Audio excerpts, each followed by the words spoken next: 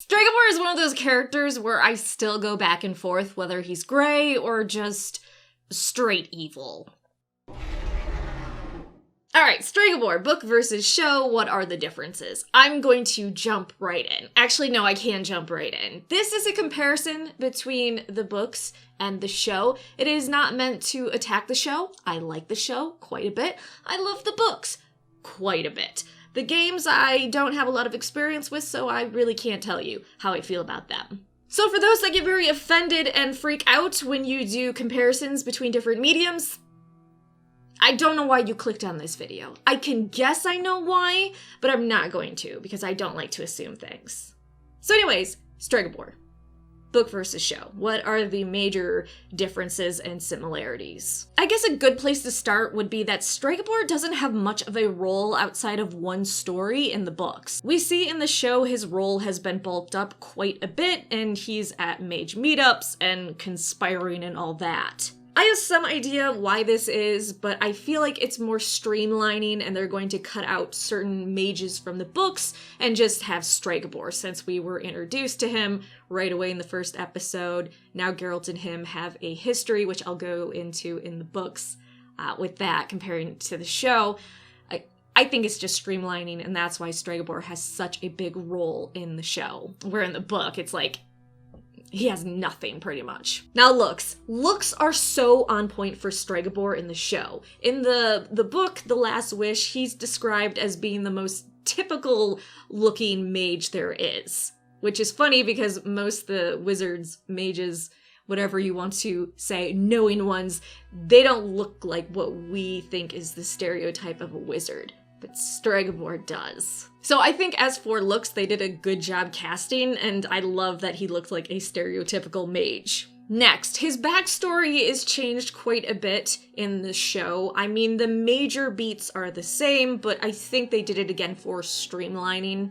In the show, Stregobor delivered Renfri during the eclipse, while in the short story, she was delivered shortly after the eclipse and not by Stregobor. Also in the book, Stregobor, not the stepmom, was the one that saw Renfri torture a canary and two puppies and gouge out a servant's eye with the handle of a comb during his investigations of her mutation. I'm guessing Stregobor being the one to deliver Renfri during the eclipse is just for drama, a stronger connection. The man that brought this baby into the world now wants to destroy the woman she became, or whatever. In the short story, it is Eridia, the stepmom, that sends someone to kill Renfri in the woods, where in the show, Stregobor was the one to dispatch someone to follow her into the woods. Following this in the story and in the show, Stregobor organized a manhunt, but could not find her.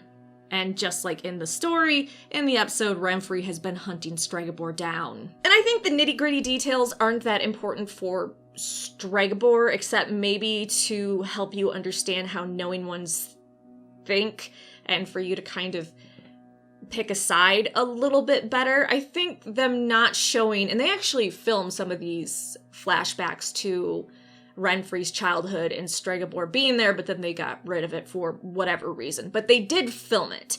I think them not including that backstory in those flashbacks more so hurt Renfri than Stregobor, though. Speaking of altered backstory, Geralt and Stregobor in the flashback story in The Last Wish actually know each other. They met.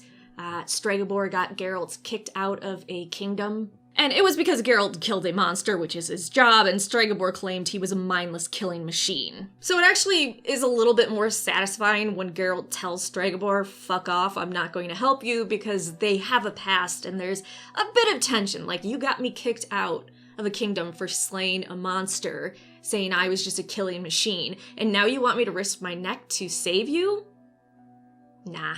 So Stregobor's dialogue between the book and show are pretty spot on. There are some changes to it, just obviously because the relationships were changed just a little bit, especially between Stregobor and Geralt. All right, the tower business. I have more than I care to admit feelings on the tower and how they portrayed it in the episode, so I just want to talk about Master Arion's or Stregobor's tower. So the tower business with Stregobor was pretty on point between the show and book, with some changes, of course.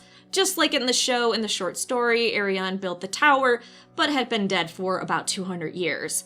And Stregobor didn't take his name to honor him, but to hide out from a homicidal princess he royally fucked over. Wordplay intended. Stregobor's tower is very different, though, between the book and the show. And I think it's because we had to show just how powerful and horny he was. We got tons of naked girls inside his tower, which unfortunately I can't show you because, you know, evil women nipples. So there's definitely a lot more to the illusion in the book. It's a lot more beautiful, and there's only one naked woman in the book. In the show, it was just naked women everywhere, which I'm not complaining. Show me the naked people, let's go.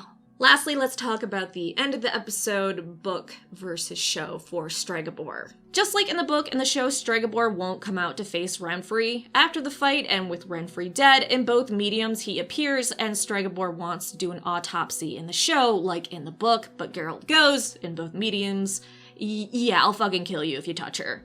And I think it's so important that they left that in because it makes us think, okay, Stregobor really believed in this curse, though I feel like they didn't explain the curse well enough and they didn't go as in depth for it, but we're not talking about that. We're talking about Stregobor.